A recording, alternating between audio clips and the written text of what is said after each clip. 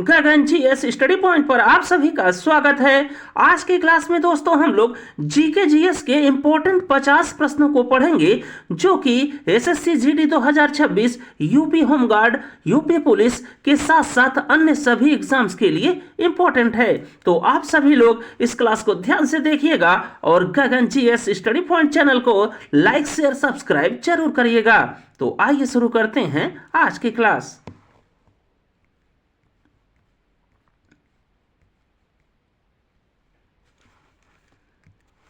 आज की क्लास का पहला क्वेश्चन है, मौर्य साम्राज्य के संस्थापक कौन थे? तो इस क्वेश्चन के लिए राइट आंसर हो जाएगा दोस्तों ऑप्शन नंबर बी, जो कि है चंद्रगुप्त मौर्य। तो यहां से आप लोग ध्यान में रखिएगा कि मौर्य साम्राज्य के संस्थापक थे चंद्रगुप्त मौर्य। बाकी दोस्तों मौर्य साम्राज्य के संदर्भ में कुछ और जानकारी आप लोग एग्जाम के लिए ध्यान में रखिएगा। तो मौर्य साम्राज्य से पहला पॉइंट आप लोग ध्यान में रखिएगा कि चंद्रगुप्त मौर्य ने 322 बीसीई या 322 ईसा पूर्व में अपने गुरु चाणक्य की सहायता से मगध के अंतिम शासक जो कि था दोस्तों नंद वंश का और उसका नाम था धनानंद, उसको पराजित कर मौर्य साम्राज्य की स्थापना की और राजधानी बनाया दोस्तों अपनी पाटलिपुत्र। तो यहां से दोस्तों मौर्य साम्राज्य से आप लोग पहला पॉइंट यह ध्यान में रखिएगा कि चंद्रगुप्त मौर्य ने 322 ईसा पूर्व में चाणक्य की सहायता से मगध के अंतिम शासक जो कि नंद वंश का था धनानंद, उसको पराजित कर दिया और मौर्य साम्राज्य की स्थापना की। और मौर्य साम्राज्य की राजधानी बनी दोस्तों पाटलिपुत्र, जिसे दोस्तों वर्तमान में पटना कहा जाता है। और पाटलिपुत्र का नाम दोस्तों पटना किसने किया था? तो ये भी आप लोग यहीं पर ध्यान में रखिएगा, तो वो था शेरशाह सूरी। फिर इसके बाद चाणक्य के बारे में दोस्तों आप लोग कुछ इंपॉर्टेंट पॉइंट ध्यान में रखिएगा। तो चाणक्य जिन्हें दोस्तों कौटिल्य और विष्णुगुप्त के नाम से भी जाना जाता है और इन्हें दोस्तों दी गई थी मैकियावेली की उपाधि। तो चाणक्य का नाम है कौटिल्य और विष्णुगुप्त और इन्हें मिला है मैकियावेली की उपाधि। और ये दोस्तों चंद्रगुप्त मौर्य के दरबार में राज पुरोहित थे, प्राइम मिनिस्टर या प्रधानमंत्री थे उनके, और उनके सलाहकार भी थे। और कौटिल्य जी ने दोस्तों अर्थशास्त्र की रचना की है, जिसकी भाषा है संस्कृत, लिपि है ब्राह्मी, विषय है राजनीति और भाग है 15।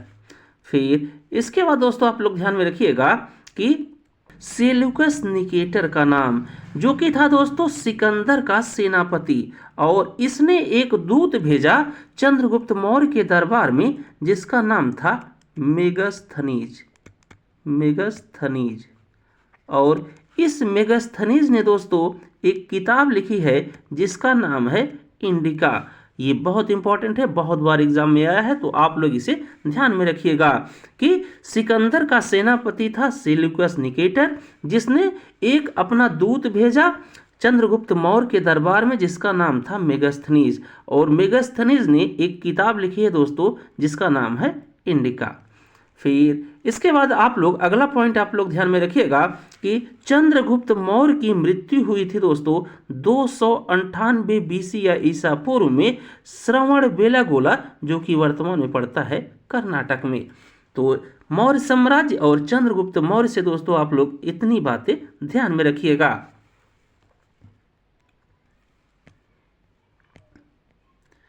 इसके बाद अगला क्वेश्चन है, अकबर ने दीन ए इलाही धर्म की स्थापना किस वर्ष की? तो अकबर ने दोस्तों दीन ए इलाही धर्म की स्थापना की थी 1582 ईस्वी में। तो इसलिए इस क्वेश्चन का राइट आंसर हो जाएगा ऑप्शन नंबर सी। बाकी दोस्तों अकबर ने कुछ और इंपॉर्टेंट कार्य किए हैं जहां से एग्जाम में क्वेश्चन आता है, तो उसे आप लोग ध्यान में रखिएगा। तो अकबर ने 1562 ईस्वी में दोस्तों दास प्रथा को समाप्त कर दिया। 1563 ईस्वी में अकबर ने तीर्थ यात्रा को समाप्त कर दिया। 1564 में अकबर ने जजिया जो कर लगता था उसे समाप्त कर दिया। और 1565 ईस्वी में दोस्तों अकबर ने आगरे किले का निर्माण करवाया या आगरे किले की स्थापना कराई। फिर 1571 ईस्वी में अकबर ने फतेहपुर सीकरी का निर्माण करवाया दोस्तों, और इसी फतेहपुर सीकरी में 1575 में इबादत खाना भी बनवाया, जो दोस्तों शुरुआत में सिर्फ मुसलमानों के लिए होता था, लेकिन बाद में 3 साल बाद अर्थात 1578 में ये दोस्तों हिंदू मुस्लिम सहित सभी धर्मों के लिए खोल दिया गया। और इसके बाद 1582 में आप लोग ध्यान में रखिएगा कि इसने दीन ए इलाही धर्म की शुरुआत की, जो कि दोस्तों सभी धर्मों से जो अच्छे मतलब पॉइंट होते थे उसको लेकर बनाया गया था।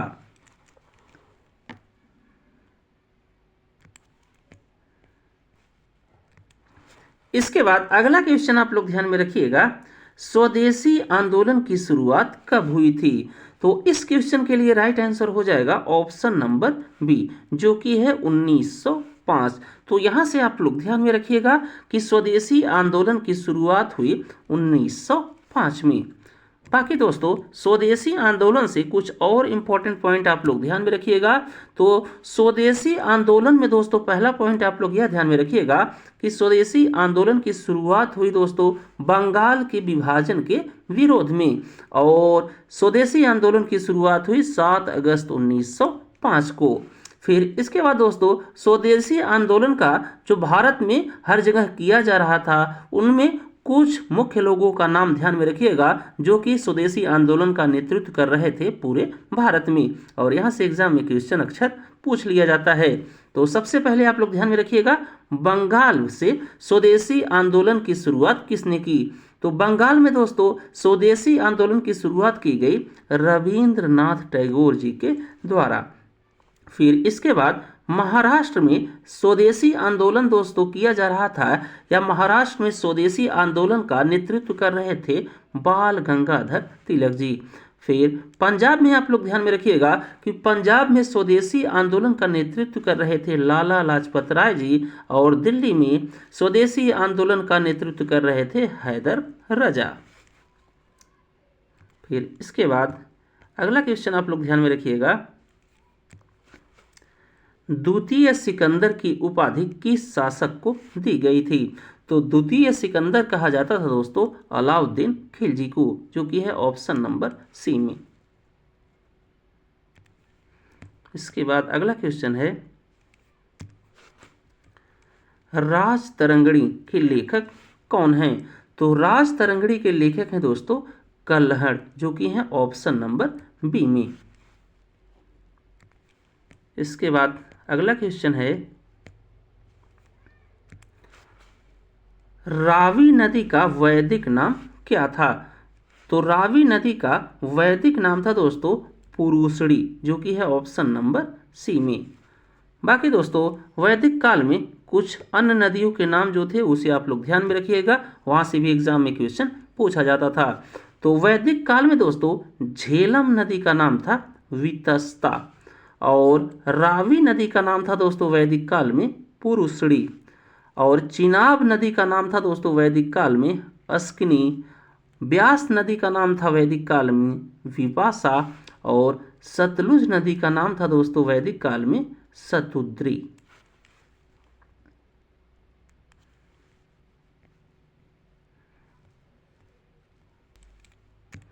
इसके बाद अगला क्वेश्चन आप लोग ध्यान में रखिएगा, मोहनजोदड़ो शब्द का अर्थ क्या है? तो इस क्वेश्चन के लिए राइट आंसर हो जाएगा दोस्तों ऑप्शन नंबर बी, जो कि है मृतकों का टीला। तो मोहनजोदड़ो को दोस्तों मृतकों का टीला या माउंट ऑफ द डेड कहा जाता है। तो इस क्वेश्चन के लिए राइट आंसर हो गया ऑप्शन नंबर बी। इसके बाद अगला क्वेश्चन आप लोग ध्यान में रखिएगा, किताब उल हिंद के लेखक कौन थे? तो किताब उल हिंद के लेखक है दोस्तों अल बिरूनी, जो कि है ऑप्शन नंबर बी में। बाकी दोस्तों इनका फिरदौसी का भी आप लोग ध्यान में रखिएगा, ये भी एग्जाम में बहुत आता है कि फिरदौसी ने दोस्तों एक किताब लिखी है जिसका नाम है शाहनामा। तो शाहनामा जो लिखा गया है उसके मतलब लेखक कौन है? तो वो हैं फिरदौसी। बाकी किताब उल हिंद ये लिखा गया है अल बिरूनी के द्वारा। इसके बाद अगला क्वेश्चन आप लोग ध्यान में रखिएगा, भारतीय संविधान के निर्माता किसे कहा जाता है? तो भारतीय संविधान का निर्माता जाना जाता है दोस्तों डॉक्टर भीमराव अंबेडकर जी को, जो कि है ऑप्शन नंबर बी में।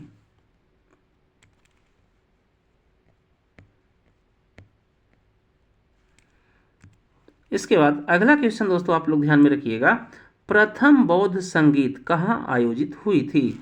तो इस क्वेश्चन के लिए राइट आंसर हो जाएगा दोस्तों ऑप्शन नंबर डी, जो कि है राजगृह। तो प्रथम बौद्ध संगीत का आयोजन किया गया दोस्तों राजगृह में। इसके बाद दोस्तों जो विभिन्न बौद्ध संगीतों का आयोजन हुआ, उनका स्थान और उस समय उस संगीत का अध्यक्ष कौन था जो आयोजित किया गया, वो आप लोग ध्यान में रखिएगा इस टेबल की हेल्प से। तो पहले बौद्ध संगीत का आयोजन हुआ दोस्तों राजगृह में, और यहाँ पर अध्यक्ष थे महाकश्यप, और उस समय राजा था दोस्तों अजात शत्रु। फिर इसके बाद दूसरे बौद्ध संगीत का आयोजन हुआ वैशाली में, और इसकी अध्यक्षता की गई सब्बा कामी के द्वारा, और उस समय शासन था काला शोक का। फिर तीसरे बौद्ध संगीत का आयोजन हुआ दोस्तों पाटलिपुत्र में, और इसकी अध्यक्षता की गई मोगली पुत्र तिस्स के द्वारा, और इस समय शासन था सम्राट अशोक का। फिर चौथे बौद्ध संगीत का आयोजन हुआ दोस्तों कुंडलवन कश्मीर में, जिसकी अध्यक्षता की गई वसुमित्र और अश्वघोष के द्वारा, और इस समय शासन था कनिष्क का। और पांचवें बौद्ध संगीत का आयोजन हुआ दोस्तों प्रयागराज में, और इस समय शासन चल रहा था हर्षवर्धन का। तो ये दोस्तों कुछ पॉइंट हैं बौद्ध संगीत से, जिसे आप लोग ध्यान में रखिएगा। इसके बाद अगला क्वेश्चन है, भारतीय संविधान के किस अनुच्छेद के तहत मानव तस्करी और जबरन श्रम पर प्रतिबंध लगा दिया गया? तो इस क्वेश्चन के लिए राइट आंसर हो जाएगा दोस्तों ऑप्शन नंबर सी, जो कि है अनुच्छेद 23। तो यहाँ से आप लोग ध्यान में रखिएगा कि भारतीय संविधान के अनुच्छेद 23 से मानव तस्करी और जबरन श्रम पर प्रतिबंध लगा दिया गया। बाकी दोस्तों अनुच्छेद 20 से आप लोग ध्यान में रखिएगा कि इसमें है अपराध के लिए दोष सिद्ध के संबंध में संरक्षण संबंधी प्रावधान, और अनुच्छेद 22 में आप लोग ध्यान में रखिएगा क्या है, तो अनुच्छेद 22 में है दोस्तों कुछ दशाओं में गिरफ्तारी और निरोध से संरक्षण का प्रावधान। बाकी अनुच्छेद 24 में आप लोग ध्यान में रखिएगा कि इसमें क्या है, तो इसमें दोस्तों कारखानों आदि में बच्चों के या बालकों के नियोजन पर प्रतिबंध से संबंधित प्रावधान किया गया है अनुच्छेद 24 में। तो ये कुछ इंपॉर्टेंट आर्टिकल है दोस्तों भारतीय संविधान के फंडामेंटल राइट्स के, जहां से एग्जाम में अक्सर क्वेश्चन पूछता है, तो इसे आप लोग ध्यान में रखिएगा। इसके बाद अगला क्वेश्चन है, 6 से 14 वर्ष के बच्चों को शिक्षा का अधिकार किस अनुच्छेद में है? तो इस क्वेश्चन के लिए राइट आंसर हो जाएगा दोस्तों ऑप्शन नंबर बी, जो कि है अनुच्छेद 21A। तो यहाँ से आप लोग ध्यान में रखिएगा कि 6 से 14 वर्ष के बच्चों को शिक्षा का अधिकार ये दिया गया है भारतीय संविधान के अनुच्छेद 21A में, और इसी दोस्तों मौलिक अधिकार या फंडामेंटल राइट बना दिया गया 86वें संविधान संशोधन या कॉन्स्टिट्यूशनल अमेंडमेंट एक्ट 2002 के द्वारा। इस बात को भी आप लोग ध्यान में रखिएगा। बाकी अनुच्छेद 19 में दिया गया है दोस्तों स्वतंत्रता का अधिकार, और अनुच्छेद 19 के अंतर्गत कुल स्वतंत्रता के अधिकार हैं 6, इसे भी आप लोग ध्यान में रखिएगा। बाकी अनुच्छेद 32 में है दोस्तों संवैधानिक अधिकारों का उपचार संबंधी प्रावधान, और अनुच्छेद 44 में है यूनिफॉर्म सिविल कोड या समान नागरिक संहिता। इसके बाद नेक्स्ट क्वेश्चन है, भारतीय संविधान के किस अनुच्छेद के तहत चुनाव आयोग का प्रावधान है या किया गया है? तो इस क्वेश्चन के लिए राइट आंसर हो जाएगा दोस्तों ऑप्शन नंबर बी, जो कि है अनुच्छेद 324। तो यहाँ से आप लोग ध्यान में रखिएगा कि भारतीय संविधान में चुनाव आयोग या इलेक्शन कमीशन का प्रावधान किया गया है दोस्तों संविधान के पार्ट या भाग 15 में और आर्टिकल या अनुच्छेद 324 से लेकर 329 तक। इसके बाद अगला क्वेश्चन है दोस्तों, भारतीय संविधान का कौन सा अनुच्छेद अंतरराष्ट्रीय शांति और सुरक्षा को बढ़ावा देता है? तो इस क्वेश्चन के लिए राइट आंसर हो जाएगा दोस्तों ऑप्शन नंबर सी, जो कि है अनुच्छेद 51। तो यहाँ से आप लोग ध्यान में रखिएगा कि भारतीय संविधान का अनुच्छेद 51 अंतरराष्ट्रीय शांति और सुरक्षा को बढ़ावा देता है। बाकी दोस्तों अनुच्छेद 40 में है भारतीय संविधान के, तो इसमें है ऑर्गेनाइजेशन ऑफ विलेज पंचायत या ग्राम पंचायतों का संगठन। फिर अनुच्छेद 44 में है यूसीसी या यूनिफॉर्म सिविल कोड। और भारतीय संविधान के अनुच्छेद 50 में क्या है? तो इसमें है राष्ट्र महत्व की जो ऐतिहासिक स्थल है दोस्तों, उसकी सुरक्षा राज्य की जिम्मेदारी होगी। ये कहा गया है अनुच्छेद 50 में। इसके बाद नेक्स्ट क्वेश्चन है दोस्तों, नागरिकता संविधान के किस भाग में है? तो नागरिकता को दिया गया है दोस्तों भारतीय संविधान के भाग 2 में और अनुच्छेद या आर्टिकल 5 से लेकर 11 तक। तो इस क्वेश्चन के लिए राइट आंसर हो जाएगा ऑप्शन नंबर सी। बाकी दोस्तों संविधान के भाग 3 में अनुच्छेद 12 से लेकर 35 तक दिया गया है फंडामेंटल राइट्स या मौलिक अधिकारों को, और इसे दोस्तों मैग्ना कार्टा कहा जाता है। इस बात को आप लोग ध्यान में रखिएगा। और संविधान के भाग 4 में है डीपीएसपी या directive principle of state policy या राज्य के नीति निदेशक सिद्धांत, और इसमें दोस्तों कुल हैं अनुच्छेद 36 से लेकर 51 तक। और संविधान के भाग 4A में दिया गया है दोस्तों फंडामेंटल ड्यूटीज या मौलिक कर्तव्यों को, और इनकी कुल संख्या है दोस्तों 11, और इन्हें दिया गया है भारतीय संविधान के अनुच्छेद 51A में। तो इतनी बात आप लोग इस क्वेश्चन से ध्यान में रखिएगा। इसके बाद अगला क्वेश्चन है, भारत के प्रथम राष्ट्रपति कौन थे? तो भारत के पहले राष्ट्रपति थे दोस्तों डॉक्टर राजेंद्र प्रसाद जी, जो कि हैं ऑप्शन नंबर बी में। इसके बाद अगला क्वेश्चन है, संविधान सभा के प्रथम अस्थायी अध्यक्ष कौन थे? तो संविधान सभा के प्रथम अस्थायी अध्यक्ष थे दोस्तों सच्चिदानंद सिन्हा, जो कि हैं ऑप्शन नंबर बी में। और संविधान सभा की पहली बैठक कब हुई थी वो भी आप लोग यहीं पर ध्यान में रखिएगा।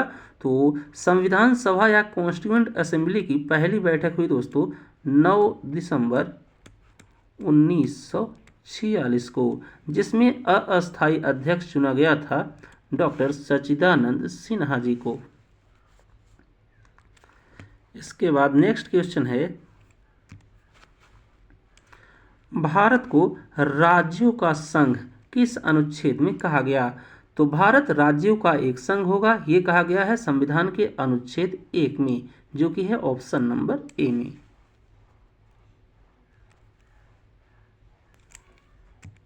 इसके बाद अगला क्वेश्चन आप लोग ध्यान में रखिएगा, हेमिस राष्ट्रीय उद्यान या नेशनल पार्क कहाँ स्थित है? तो हेमिस राष्ट्रीय उद्यान ये स्थित है दोस्तों लद्दाख में, जो कि है ऑप्शन नंबर डी में। इसके बाद अगला क्वेश्चन है, गिर राष्ट्रीय उद्यान किस राज्य में स्थित है? तो गिर राष्ट्रीय उद्यान ये स्थित है दोस्तों गुजरात राज्य में, जो कि है ऑप्शन नंबर सी में। इसके बाद दोस्तों गुजरात राज्य में स्थित कुछ और नेशनल पार्क आप लोग ध्यान में रखिएगा, जो कि एग्जाम में पूछे जाते हैं। तो सबसे पहले आप लोग गुजरात से ध्यान में रखिएगा कि यहाँ पर है गिर नेशनल पार्क या राष्ट्रीय उद्यान, जो कि दोस्तों एशियाई शेरों के लिए प्रसिद्ध है। फिर दूसरा यहाँ पर आप लोग ध्यान में रखिएगा गुजरात से कि यहाँ का एक और नेशनल पार्क है, जो कि है ब्लैक बक नेशनल पार्क, जिसे वेलावेदर नेशनल पार्क भी कहा जाता है, जो कि काले हिरण के लिए प्रसिद्ध है। फिर गुजरात से अगला नेशनल पार्क आप लोग ध्यान में रखिएगा वंसदा नेशनल पार्क। और फिर इसके बाद आप लोग ध्यान में रखिएगा gulf of Kutch marine national park या राष्ट्रीय उद्यान, और ये भी स्थित है दोस्तों गुजरात में। तो गुजरात के ये प्रमुख नेशनल पार्क है दोस्तों, जिसे आप लोग ध्यान में रखिएगा, और क्वेश्चन यदि आएगा तो इन्हीं में से आ जाएगा।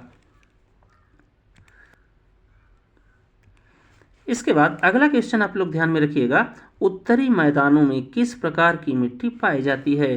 तो इस क्वेश्चन के लिए राइट आंसर हो जाएगा ऑप्शन नंबर सी, जो कि है जलोढ़ मिट्टी या एलुवियल सॉइल। तो यहाँ से आप लोग ध्यान में रखिएगा कि उत्तरी मैदानों में दोस्तों जलोढ़ मिट्टी या एलुवियल सॉइल पाई जाती है। इसके बाद अगला क्वेश्चन है मानव शरीर की सबसे लंबी और मजबूत हड्डी कौन सी है। तो इस क्वेश्चन के लिए राइट आंसर हो जाएगा दोस्तों ऑप्शन नंबर ए, जो कि है फीमर। तो मानव शरीर की सबसे लंबी और मजबूत हड्डी है दोस्तों फीमर। बाकी मानव शरीर की सबसे छोटी या स्मॉलेस्ट बोन है कौन सी, तो वो है दोस्तों स्टेप्स, जो कि पाई जाती है कान में। इसके बाद अगला क्वेश्चन आप लोग ध्यान में रखिएगा विटामिन सी का वैज्ञानिक नाम या साइंटिफिक नेम क्या है। तो इस क्वेश्चन के लिए राइट आंसर हो जाएगा दोस्तों ऑप्शन नंबर बी, जो कि है एस्कर्बिक एसिड। तो यहाँ से आप लोग ध्यान में रखिएगा कि विटामिन सी का रासायनिक नाम है एस्कर्बिक एसिड। बाकी दोस्तों थायमीन, ये दोस्तों साइंटिफिक नेम है विटामिन B1 का, और रेटिनॉल ये दोस्तों साइंटिफिक नेम है विटामिन ए का, और कैल्सीफेरॉल ये विटामिन नेम है साइंटिफिक नेम है विटामिन डी का। तो ये कुछ दोस्तों महत्वपूर्ण विटामिन हैं जिनके रासायनिक नाम यहाँ पर हैं, उन्हें आप लोग ध्यान में रखिएगा, ये एग्जाम के लिए इम्पोर्टेंट है। इसके बाद नेक्स्ट क्वेश्चन है सबसे अच्छा विद्युत सुचालक कौन सा है। तो बेस्ट कंडक्टर ऑफ इलेक्ट्रिसिटी वो होता है दोस्तों सिल्वर या चांदी, जो कि है ऑप्शन नंबर डी में।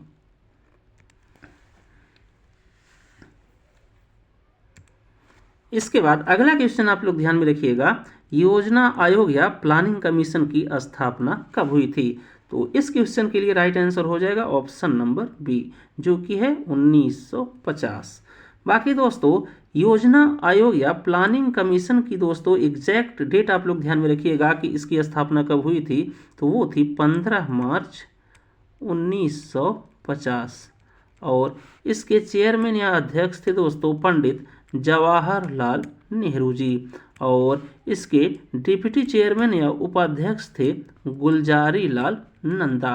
और ये इम्पोर्टेंट है, ये बहुत बार एग्जाम में आया है कि योजना आयोग के पहले उपाध्यक्ष कौन थे। तो वो थे दोस्तों गुलजारी लाल नंदा। तो यहाँ से आप लोग इतनी बात ध्यान में रखिएगा कि प्लानिंग कमीशन या योजना आयोग की स्थापना होती है दोस्तों 15 मार्च 1950 को, और उसके अध्यक्ष पहले थे जवाहरलाल नेहरू जी, और उसके पहले उपाध्यक्ष हुए गुलजारी लाल नंदा जी।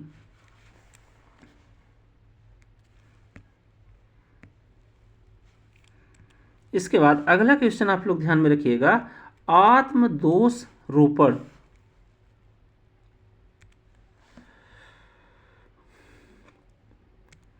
इसके बाद अगला क्वेश्चन आप लोग ध्यान में रखिएगा आत्मदोषारोपण या सेल्फ इंक्रिमिनेशन के विरुद्ध अधिकार किस अनुच्छेद में है। तो इस क्वेश्चन के लिए राइट आंसर हो जाएगा दोस्तों ऑप्शन नंबर बी, जो कि है अनुच्छेद 20 का 3। तो आत्मदोषारोपण के विरुद्ध या सेल्फ इंक्रिमिनेशन के अगेंस्ट अधिकार दिए गए हैं भारतीय संविधान के अनुच्छेद 20 के 3 में। बाकी 19 में दिया गया है दोस्तों स्वतंत्रता का अधिकार, जो कि है कुल 6, और अनुच्छेद 21 में है दोस्तों प्राण एवं दैहिक स्वतंत्रता का अधिकार। फिर अनुच्छेद 22 में क्या है तो उसे आप लोग ध्यान में रखिएगा। तो इसमें है कुछ दशाओं में गिरफ्तारी और निरोध से संरक्षण। तो ये भी दोस्तों इंपॉर्टेंट हैं, इन्हें आप लोग ध्यान में रखिएगा। इसके बाद नेक्स्ट क्वेश्चन है भारत के प्रथम उपराष्ट्रपति कौन थे। तो भारत के प्रथम उपराष्ट्रपति थे दोस्तों डॉक्टर सर्वपल्ली राधाकृष्णन, जो कि है ऑप्शन नंबर बी में। इसके बाद अगला क्वेश्चन आप लोग ध्यान में रखिएगा, केंद्रीय सूचना आयोग, इसकी दोस्तों स्थापना कब हुई? तो केंद्रीय सूचना आयोग की स्थापना हुई 2005 में, जो कि है ऑप्शन नंबर सी में। इसके बाद अगला क्वेश्चन आप लोग ध्यान में रखिएगा, नीति आयोग के पहले उपाध्यक्ष कौन थे? तो नीति आयोग के पहले उपाध्यक्ष थे या डिप्टी चेयरमैन थे दोस्तों अरविंद पनगड़िया, जो कि हैं ऑप्शन नंबर सी में। और नीति आयोग बना दोस्तों 1 जनवरी 2015 को। इसके बाद अगला क्वेश्चन आप लोग ध्यान में रखिएगा, बन्नेरघट्टा राष्ट्रीय उद्यान कहाँ स्थित है? तो बन्नेरघट्टा राष्ट्रीय उद्यान ये स्थित है दोस्तों बेंगलुरु कर्नाटक में, जो कि है ऑप्शन नंबर बी में। बाकी दोस्तों कर्नाटक के कुछ और प्रमुख राष्ट्रीय उद्यान या नेशनल पार्क आप लोग ध्यान में रखिएगा। तो इसमें सबसे पहले आप लोग ध्यान में रखिएगा बांदीपुर नेशनल पार्क या राष्ट्रीय उद्यान, ये स्थित है दोस्तों कर्नाटक में। फिर इसके बाद आप लोग ध्यान में रखिएगा नागरहोल या जिसे राजीव गांधी नेशनल पार्क भी कहा जाता है, ये भी स्थित है कर्नाटक में। फिर एक दोस्तों बन्नेरघट्टा तो हो गया, ये स्थित है कर्नाटक में। फिर उसके बाद है कुद्रेमुख नेशनल पार्क या राष्ट्रीय उद्यान, ये स्थित है दोस्तों कर्नाटक में। और अंशी या काली नेशनल पार्क ये भी दोस्तों स्थित है कर्नाटक में। तो ये दोस्तों कर्नाटक के कुछ प्रमुख राष्ट्रीय उद्यान या नेशनल पार्क हैं जिन्हें आप लोग ध्यान में रखिएगा। इसके बाद अगला क्वेश्चन है, नंदा देवी राष्ट्रीय उद्यान, ये भी दोस्तों बहुत बार आया एग्जाम में। तो नंदा देवी राष्ट्रीय उद्यान किस राज्य में है? तो ये है उत्तराखंड राज्य में, जो कि है ऑप्शन नंबर बी में। इसके बाद अगला क्वेश्चन है, भीमा नदी का उद्गम स्थल कहाँ है? तो भीमा नदी का उद्गम स्थल है दोस्तों सह्याद्री माउंटेन महाराष्ट्र से, जो कि है ऑप्शन नंबर सी में। इसके बाद अगला क्वेश्चन आप लोग ध्यान में रखिएगा, पेरियार टाइगर रिजर्व किस राज्य में स्थित है? तो पेरियार टाइगर रिजर्व ये स्थित है दोस्तों केरल राज्य में, जो कि है ऑप्शन नंबर सी में। इसके बाद अगला क्वेश्चन आप लोग ध्यान में रखिएगा, बांग्लादेश की मुद्रा क्या है? तो बांग्लादेश की मुद्रा होती है दोस्तों टका, जो कि है ऑप्शन नंबर सी में। इसके बाद अगला क्वेश्चन आप लोग ध्यान में रखिएगा, बांग्लादेश की स्थापना कब हुई थी? तो बांग्लादेश की स्थापना हुई दोस्तों 26 मार्च 1971 को, जो कि है ऑप्शन नंबर बी में। फिर इसके बाद अगला क्वेश्चन आप लोग ध्यान में रखिएगा, ट्राइटन किस ग्रह का उपग्रह है? तो ट्राइटन दोस्तों ये उपग्रह है वरुण या नेपच्यून ग्रह का, जो कि है ऑप्शन नंबर सी में। इसके बाद दोस्तों कुछ ग्रहों के प्रमुख उपग्रह आप लोग ध्यान में रखिएगा जो कि एग्जाम में पूछे गए हैं। तो पृथ्वी का तो हम सब लोग जानते हैं कि इसका उपग्रह है चंद्रमा। बाकी मंगल का दोस्तों उपग्रह है जो मेन वो है फोबोस और डिमोस। बृहस्पति के दो आप लोग ध्यान में रखिएगा कि इसके दो प्रमुख उपग्रह हैं गैनीमेड और यूरोपा। शनि का है दोस्तों टाइटन, अरुण का है टाइटेनिया और ओबेरॉन, बाकी वरुण या नेपच्यून का है ट्राइटन। इसके बाद अगला क्वेश्चन है GUI का पूर्ण रूप क्या है? तो GUI का पूर्ण रूप होता है दोस्तों ग्राफिकल यूजर इंटरफेस, जो कि है ऑप्शन नंबर बी में। इसके बाद अगला क्वेश्चन है इसरो का मुख्यालय कहाँ स्थित है? तो इसरो का मुख्यालय या हेडक्वार्टर स्थित है दोस्तों बेंगलुरु कर्नाटक में, जो कि है ऑप्शन नंबर ए में। बाकी इसरो या Indian space and research organisation, इसका दोस्तों स्थापना होगी या गठन हुआ 1969 में, ये भी आप लोग ध्यान में रखिएगा। तो इसरो की स्थापना होती है 1969 में और इसका हेडक्वार्टर या मुख्यालय स्थित है दोस्तों बेंगलुरु कर्नाटक में। इसके बाद अगला क्वेश्चन आप लोग ध्यान में रखिएगा, भारत में हरित क्रांति या ग्रीन रिवॉल्यूशन के जनक कौन हैं? तो भारत में हरित क्रांति के जनक कहे जाते हैं दोस्तों एम.एस. स्वामीनाथन। तो इस बात को आप लोग ध्यान में रखिएगा कि भारत में हरित क्रांति के जनक कहे जाते हैं एम.एस. स्वामीनाथन। तो इस क्वेश्चन के लिए राइट आंसर हो जाएगा ऑप्शन नंबर सी।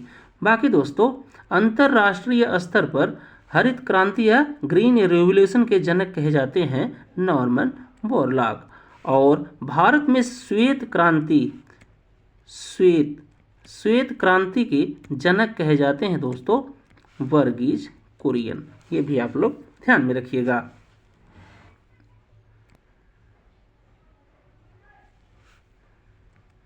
इसके बाद अगला क्वेश्चन आप लोग ध्यान में रखिएगा, 12वीं पंचवर्षीय योजना की अवधि क्या थी? तो इस क्वेश्चन के लिए राइट आंसर हो जाएगा ऑप्शन नंबर सी, जो कि है 2012 से लेकर 2017 तक। और यहाँ पर दोस्तों लक्ष्य था तेज, समावेशी और सतत विकास। तो इस बात को आप लोग ध्यान में रखिएगा कि 12वीं पंचवर्षीय योजना की अवधि थी 2012 से लेकर 2017। बाकी यहाँ पर टारगेट था तेज, समावेशी और सतत विकास। इसके बाद अगला क्वेश्चन आप लोग ध्यान में रखिएगा, स्टैगफ्लेशन का अर्थ क्या है? तो स्टैगफ्लेशन का अर्थ है दोस्तों उच्च महंगाई और उच्च बेरोजगारी, जो कि है ऑप्शन नंबर सी में। इसके बाद अगला क्वेश्चन है, बैंकिंग विनियमन अधिनियम किस वर्ष पारित हुआ? तो इस क्वेश्चन के लिए राइट आंसर हो जाएगा दोस्तों ऑप्शन नंबर सी, जो कि है 1949। तो बैंकिंग रेगुलेशन एक्ट ये दोस्तों पास हुआ 1949 में। इसके बाद अगला क्वेश्चन आप लोग ध्यान में रखिएगा, आरबीआई या रिजर्व बैंक ऑफ इंडिया की स्थापना कब हुई? तो आरबीआई बना दोस्तों 1935 में, जो कि है ऑप्शन नंबर बी में। इसके बाद अगला क्वेश्चन है,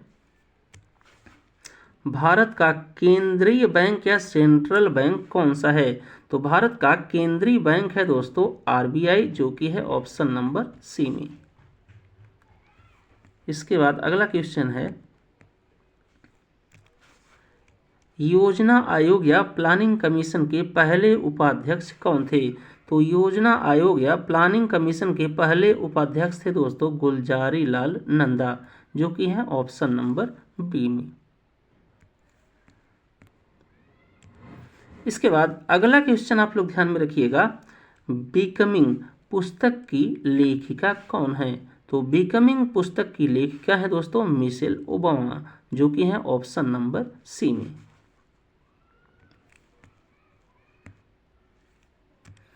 इसके बाद अगला क्वेश्चन आप लोग ध्यान में रखिएगा, घूमर लोक नृत्य किस राज्य से संबंधित है? तो घूमर लोक नृत्य दोस्तों ये संबंधित है राजस्थान राज्य से, जो कि है ऑप्शन नंबर सी में। बाकी राजस्थान के कुछ और इम्पोर्टेंट लोक नृत्य आप लोग ध्यान में रखिएगा, जो कि है दोस्तों गढ़ गौर, सुई सनी। तो गढ़ गौर, सुई सनी और घूमर ये दोस्तों लोक नृत्य हैं राजस्थान के। इसके बाद अगला क्वेश्चन आप लोग ध्यान में रखिएगा, कथक नृत्य का संबंध किस क्षेत्र से है? तो कथक नृत्य का संबंध है दोस्तों उत्तर भारत से, जो कि है ऑप्शन नंबर बी में। इसके बाद अगला क्वेश्चन है,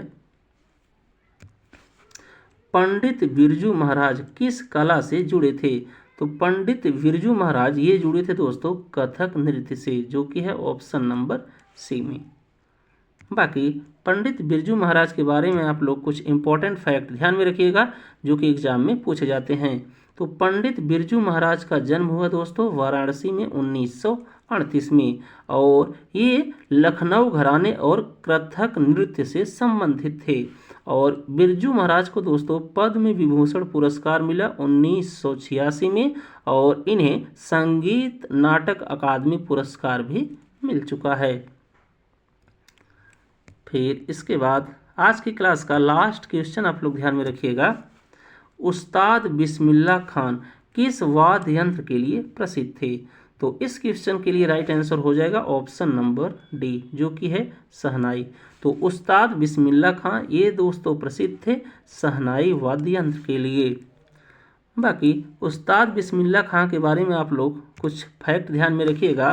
तो इसमें सबसे पहला पॉइंट आप लोग ध्यान में रखिएगा कि उस्ताद बिस्मिल्लाह खां भारत के प्रसिद्ध शहनाई वादक हैं और इन्हें दोस्तों पद्मश्री पुरस्कार से नवाजा गया 1961 में, पद्म भूषण दिया गया 1968 में और इन्हें पद्म विभूषण पुरस्कार दिया गया 1980 में और इसके बाद इन्हें भारत का सबसे बड़ा पुरस्कार या सम्मान दिया गया भारत रत्न सन 2001 में।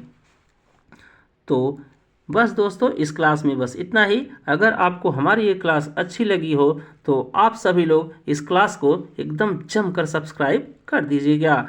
थैंक यू, मिलते हैं नेक्स्ट क्लास में।